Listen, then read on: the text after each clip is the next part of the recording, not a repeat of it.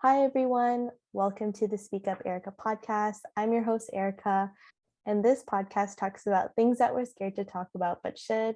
I'm back for part 2, talking about sexuality on The Girl on Harlow Street with author Rosemary and editor Kendra.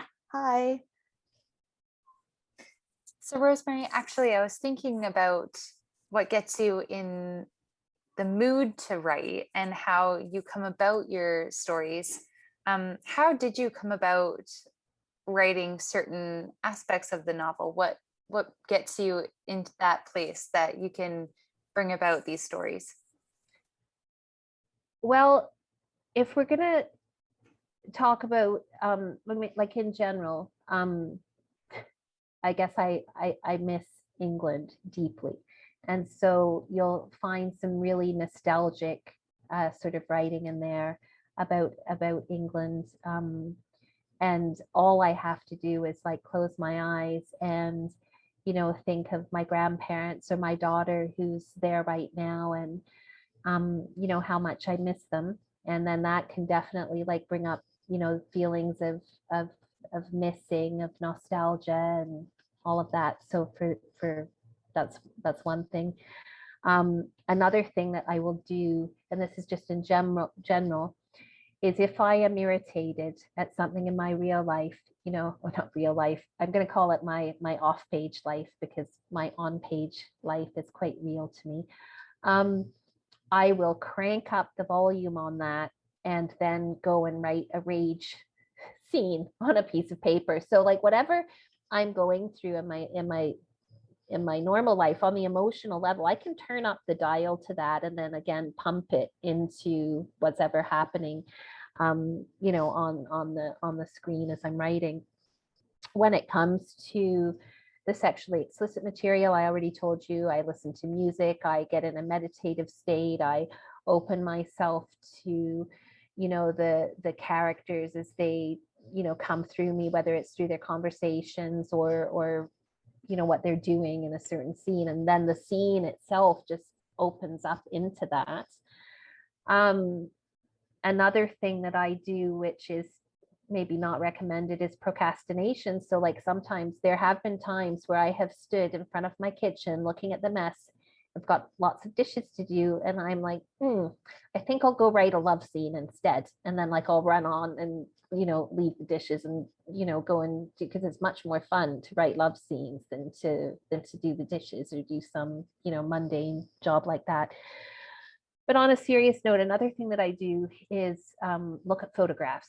And the type of photographs I'm talking about would be these sort of artistic photographs of the human body, black and white, where you've got lots of shade and light kind of hitting different places, the type of things you might see in an art gallery.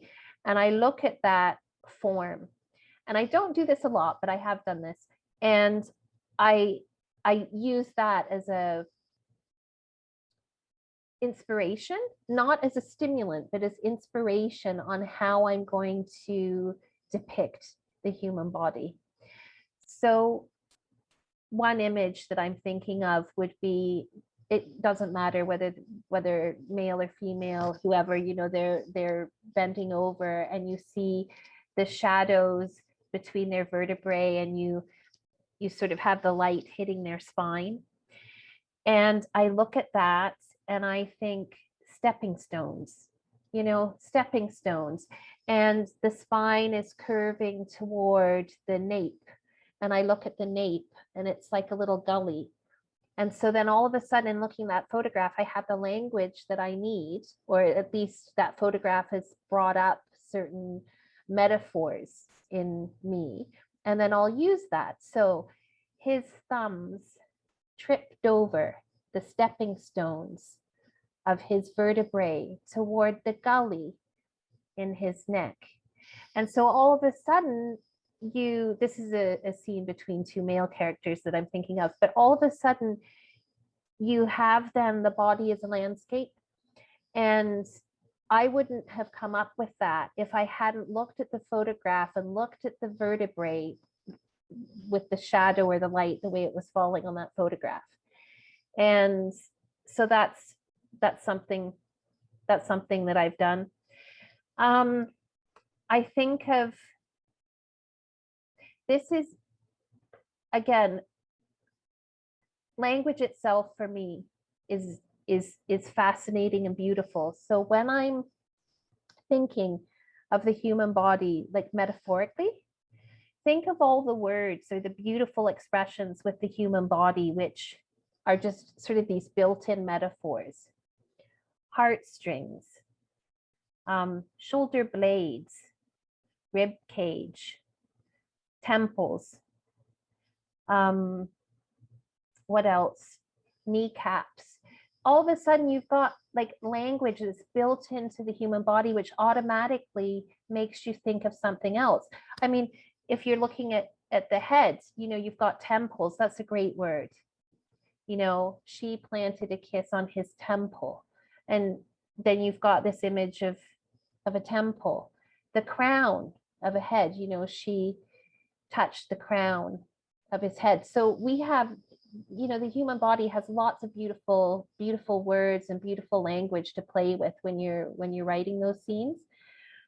So photographs, one, but definitely language itself is an inspiration for those scenes. And the human body for me, I compare it to landscape, you know, with, like I gave you the stepping stones example, but there are a few times, I think two that I can think of, when I describe the human body of a lover as home. I'm thinking of one scene where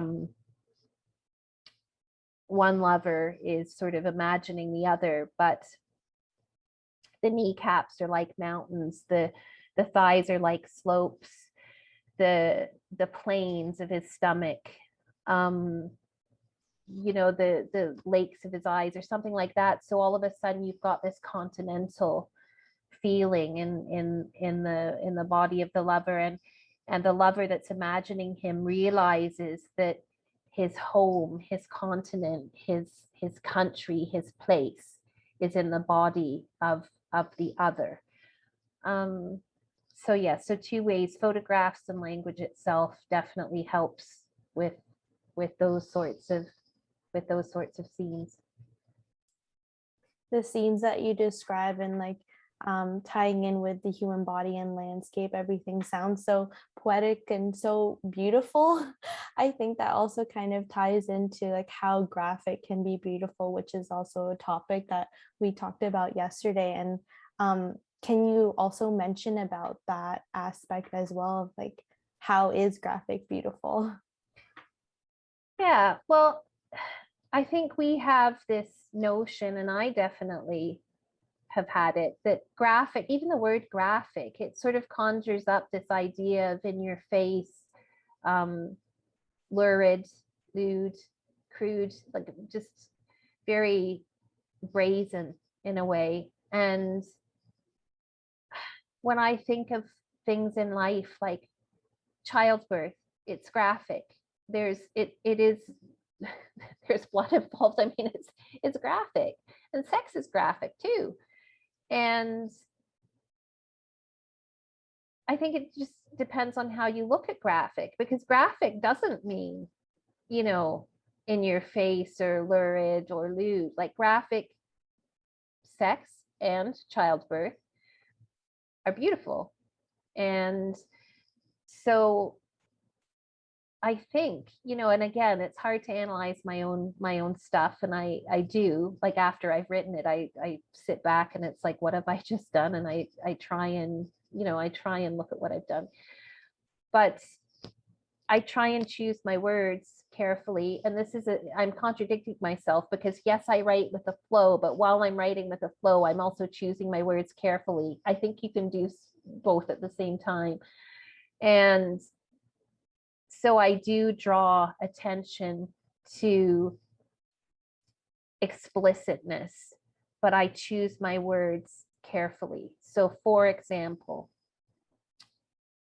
one character in the Victorian section writes a series of sexually explicit letters to another character. This collection of letters, one of the letters is in the novel. The other will be a separate manuscript that people can, subscribe to if they want to. But in these explicit letters, one of the expressions that stands out in my mind is as the writer describes intercourse to the person she's sending the letter to, she talks about the crossroads of us. And I mean, if I'm going to put it in base terms, basically she's looking down at the point where they're joined. Now, I mean, essentially that's what intercourse is, at a very, very surface physical level. But as soon as I take that and I turn it into the crossroads of us, to me, that's taking something that's could be presented in a very harsh way, and I'm making it as beautiful as I can. Another instance that comes to mind is, again, about the union. I want to describe the female's cervix through the eyes of the male character. And I could just say cervix, I could just use that, term. That's okay. But I want to get across that cervix is beautiful. And in this case, I just think about it. I'm not looking up pictures of cervixes so I can find a metaphor, but immediately the thing that came to mind is the shape of a diamond. And again, it doesn't matter whether this is anatomically correct or not. It's the image that came to me. And then I think of the color rose, sort of like a rose colored diamond. And I think, I don't have the line in front of me, but as this male is describing something like, she put her rose colored, diamond around. I felt it melt all around me. And all of a sudden you've got this very sort of gemstone kind of beautiful image to describe an anatomical part. And it is explicit, but I'm using language to try and get the idea that explicitness is absolutely beautiful, and also just a wonderment of being physically alive. So yes, I guess how do I make graphic beautiful? I use a lot of similes, a lot of metaphors, and yeah, I just use a lot of poetic language. Well, I think it comes through. Your master's was in poetry, and you can see a lot of connection between the Victorian poetry that you've studied and the Victorian aspects of the story, and then the poetry that's inherent in the way in which you write. Mm-hmm. Thank you. And there's also some great words that we don't use very much. So in the Victorian section, I don't weigh it down with heavy ornate language, but I do revive some beautiful Victorian words or they're not Victorian words, but words that were a little bit more archaic, to sort of, again, give a little bit of a romantic or a soft edge to it. So I love the word beguile. Lots of people are beguiled by this, that, and the other, or lots of people are besotted. There's lots of Victorian, sort of like more like older words that I'll bring back in a scene like that. Not weigh a scene down, but I'll bring those back. No, it just adds to the tone and the voice. I don't think it takes away at all. Yeah, another thing too, like just to go back about the graphic scenes, definitely. So you've got this poetic language, but also then playing with the other things, like I was telling you about the pendant, or even the way that lovers speak to each other. So for example, like I don't have to tell you what they're doing, but I can, through the language that they're using, like if I have lots of dashes between words, that they're having difficulty speaking. And then as the moment or as the experience progresses, then, you know, the sentences become more and more broken. And so I'm really interested in conveying this moment, playing with all these other elements, whether that be the way that the jewelry is swinging, the way that the language is becoming more and more broken, and the breaths are becoming faster, the way with the metaphors, with the similes, and doing it that way. So, and for me, it's a challenge, but it's fun. I'm eccentric. I just find it fun. And on that note, Rosemary, it's kind of interesting to see how the themes of like playfulness and fun come into the Victorian section specifically, but the novel as a whole, when it comes to women enjoying sex and having that sexuality as a part of their enjoyment and for their own pleasure, not just something that they're doing out of obligation or out of quote unquote duty to someone else. Do you want to talk about how specifically how Justine kind of subverts that expectation and how she's kind of taking her sexuality into her own hands to kind of emphasize her agency, and maybe how she's kind of a role model, I think, for us in the modern day, how we don't necessarily owe sex to anyone and that we can have sex just for enjoyment and pleasure of our own and not out of duty, pleasing someone else or doing it solely for reproductive purposes. What do you think? Yeah, so to talk about Justine, and this Justine, just to let people know, she is sort of the main she's the main character in the Victorian manuscript, which takes up a lot of the novel, and she's a first person narrator. So you know, Phil, largely this police officer, is reading about Justine's life, and he's hearing her in the first person. So Justine, she has 2 marriages, and neither one of these marriages, I would say, are marriages based on true love. So the true love experiences she has are with 2 different men, different times in her life. And within the context of these relationships, I'm thinking of one, I definitely show her being submissive to her husband. And I'm even going to say being raped by her husband, because he wants to have sex with her. She says no, and he just goes ahead anyway.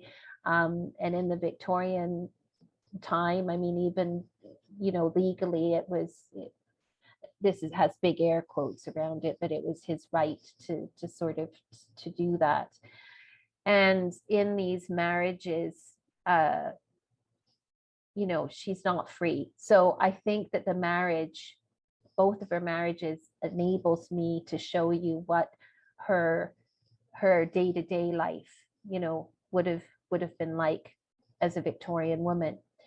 Where I'm able to explore and give her the agency is through these, they're not affairs for her, you know, because she's not necessarily married when if she is with one of them, but she's not married with the other one, with the other love relationship or the other true love relationship. But it's with these other men that fall outside of the parameters of marriage that she's able to have, you know, sexual freedom. And also through her writing and through her imagination, I'm able to show you both sides. But in order to show you the agency, the freedom, I have to step outside of the marriage to do that.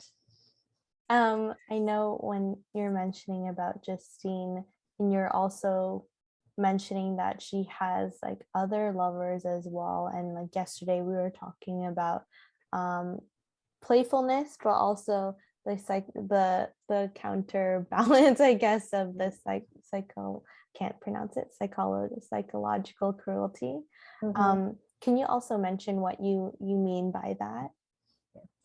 Well, first of all, I think it goes with, like I have fun when I write, and I also, made a decision that I would let the characters go where they wanted to go with the story, and I would try not to worry about too much what other people think.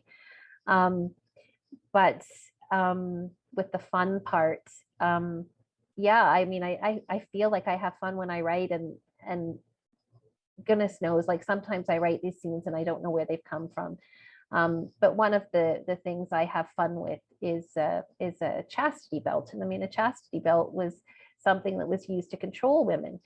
But Justine gets a hold of this thing, and she decides that she's going to use it for something that she thinks would be a great idea, which is to actually wear it to try and turn a lover on. And the whole thing backfires. So at the beginning, like I have it so that she's using that agency, and this of course is outside of a marriage. This is with love interest number one, and she puts this thing on and she's like, oh, we're going to have fun with this. Well, the first thing that goes wrong is when the partner sees it. He's horrified, like that thing looks vicious, what, and so it fails on that level.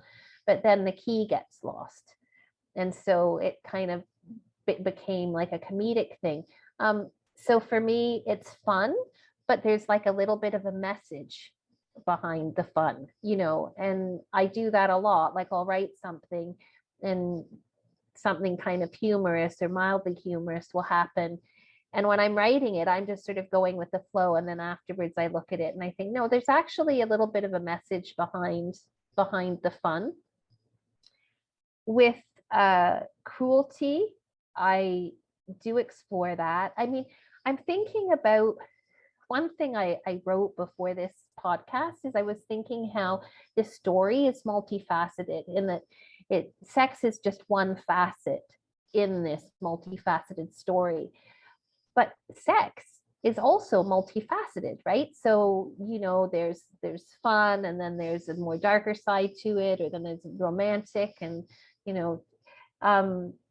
and so I want to explore all the facets of it, just like I do with all the other things in the novel. I want to look at everything from different angles. I do the same thing with this as well. So I look at it, I examine some psychological cruelty that comes into play in Justine's relationships. And there are a few instances where she is very now I'm having trouble with it, psychologically cruel. But I go a step further with this, and again, I don't know where this comes from in me, because I do live my life as a fairly kind individual, and I strive to be kind. But she also, these twisted things that she does add to the pleasure of the other person. And I know, we explore in society, you do get a lot of sex and violence. And I think that's already been done, so if I'm gonna explore a darker side of sex, I'm going to do it in a different way. I want to look at psychological cruelty, and the person that she does this with a couple of people, but one of the people says, you're like marble, and the darkness that runs through you is like the streaks in marble. And if we were to take those streaks away, you wouldn't be as interesting.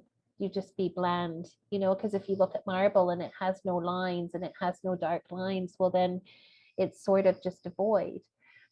And I also think it allows me to show a depth of character, that Justine is not perfect, that she does have an edge to her. And I think that edge makes her more interesting, exactly like with this sort of marble, with this marble analogy. So I don't want to divulge all of the instances in which she is cruel, because then I'd be giving away some key some key scenes of the novel, but it's in there as well. I think going back to you talking about sex having being multifaceted, I guess one of them could also be that it is a gift, which is another point that we brought up yesterday during our discussion. And I guess, Rosemary, could you kind of mention what you mean by sex being a gift? Mm-hmm. Well, it is finite. It will end. If there are multiple lovers or over a lifetime, it will end with one relationship and start up with in another one, but it will end. And it will end when we die. It's one of the wonderful things. If it's healthy, it's one of the wonderful things about being alive, and it's part of our human experience, and it can be a wonderful part of our human experience. In order to show it as a gift, the only way that I can do that, well, there are two ways I can do it, but one way I do is to always draw attention to, not always, but a lot of the time, draw attention to our mortality in those scenes.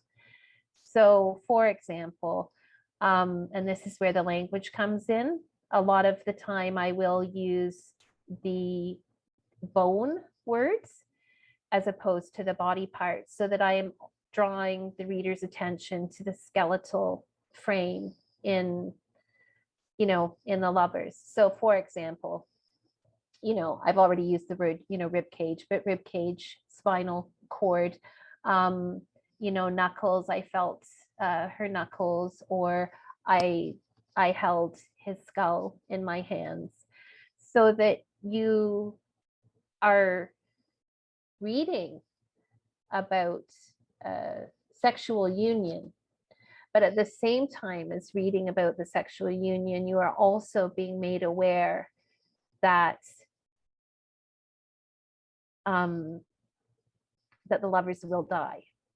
And so then by doing that, I hope that I'm showing the ephemeral nature of sex.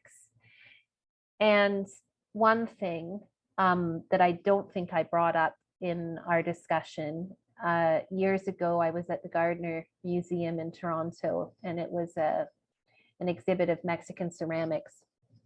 And there was this sort of sculpture.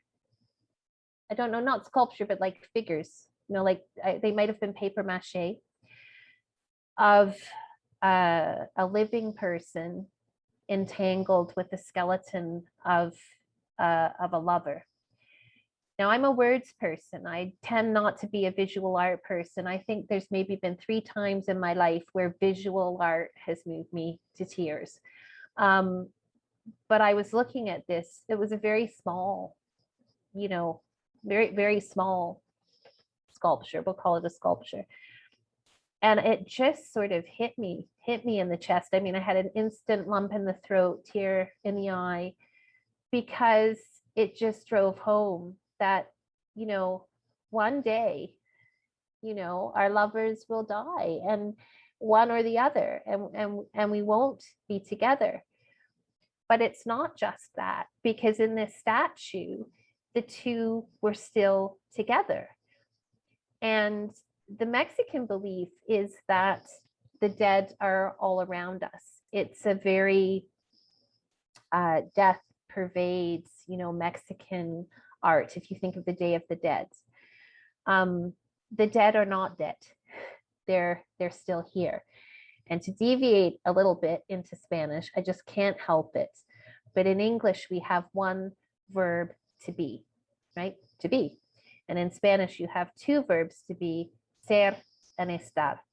And estar is a verb which is used with states which are changeable. This is a simplification. This is your mini Spanish lesson that you weren't asking for in the podcast. But anyway, so estar is used with changeable states. And it is used with romantic love, and it's used with death.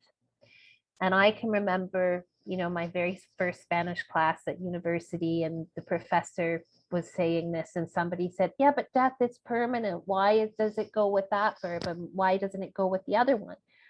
And the professor said, well, how do you know that death is permanent? You haven't died, right? So he got a little laugh. And then he said, but you have to understand, in Spanish speaking countries, death is not final. Death is simply a state where you move into another state. And there's also a heavy, indigenous belief that, all sort of wrapped up in the Catholicism, that the dead are all around us.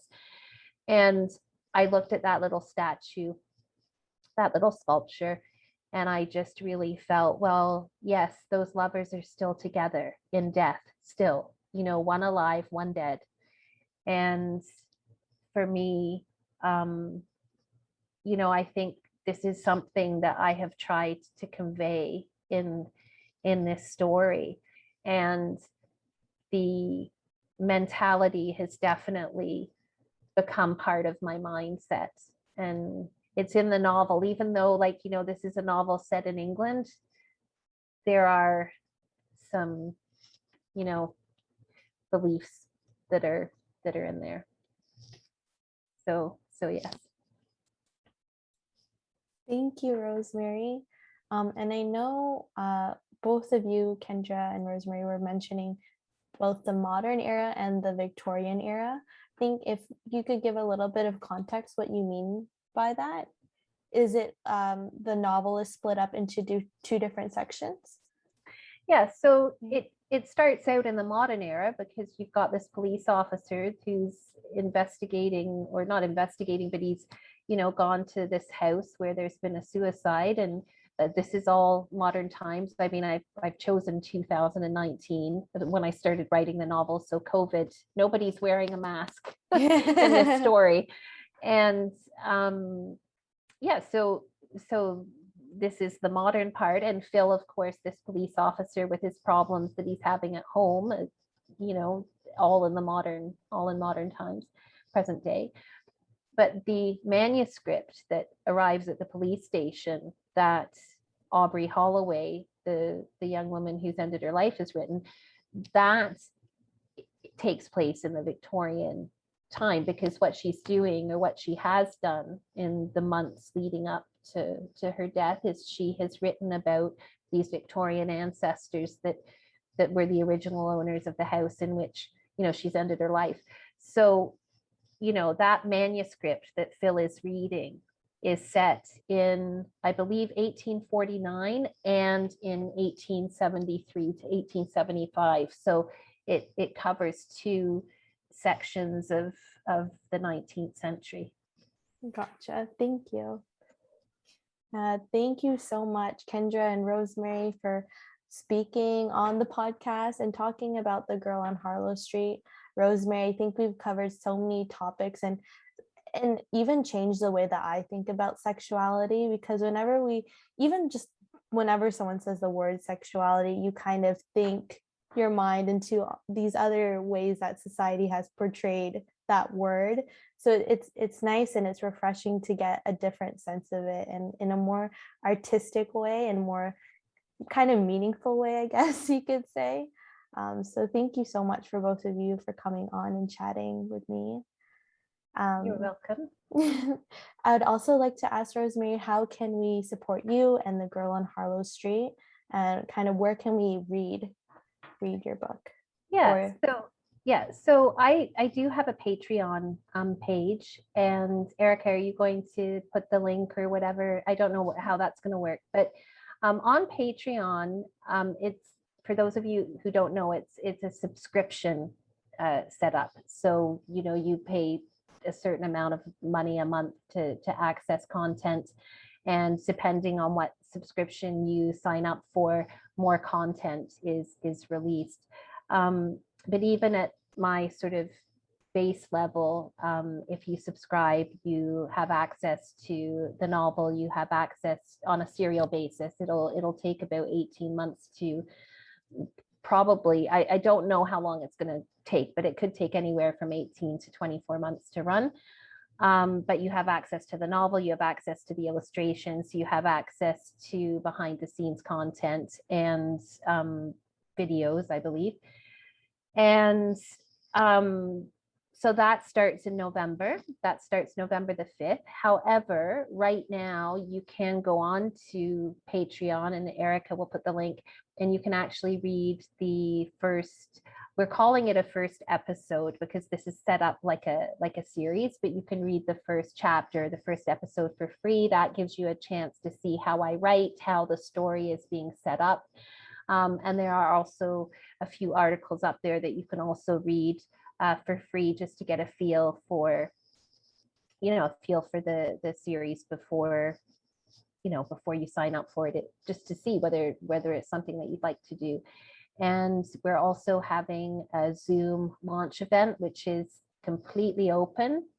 There's no charge for that on November the 6th November the 6th at 3 p.m. and Erika is organizing that. Yeah, it's gonna be I think it's gonna be a really awesome book launch, and I'm very excited. Kendra will be there also sharing about her part in the novel, and a bunch of the team of the Girl on Harlow Street team will be there as well.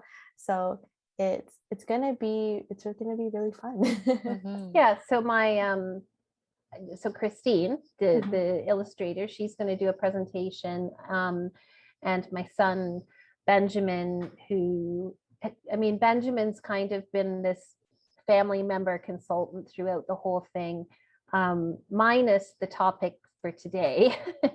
Definitely not, but I know Benjamin also is going to do a presentation. So and Kendra, yeah, so it's not just going to be me. We have some things planned. Yeah, I'll definitely be putting all of these links in the podcast notes, as well as the event will be in collaboration with Locals Festival. So I'll put all the marketing content there. And if there's any social media that you would like to shout out as well, Rosemary? Yeah, so the Girl on Harlow Street is on Instagram, Facebook, and LinkedIn, and and Patreon. Yes, I'll put all of those links in the notes as well, so people can get access to it. I also wanted to say thank you, Kendra, for coming and joining me. Thanks, Erika, for this. I'm really excited because this is my first podcast ever, and I don't know, it's just really, really great. So thank you, both of you. Yeah, thank you, Erika. It was so much fun to talk about it. Yeah, I'm very excited for like the future of your book, Rosemary. Or I guess I keep saying book, but it's more than just a book. So I'm very excited for the future of the Girl on Harlow Street, and I can't wait. I'm very excited for all your future projects, and you too, Kendra. Yeah, Thank you. Yeah. Yeah. Awesome. So thanks both. So thank you everyone who's listening, and thank you again, Rosemary and Kendra. Bye.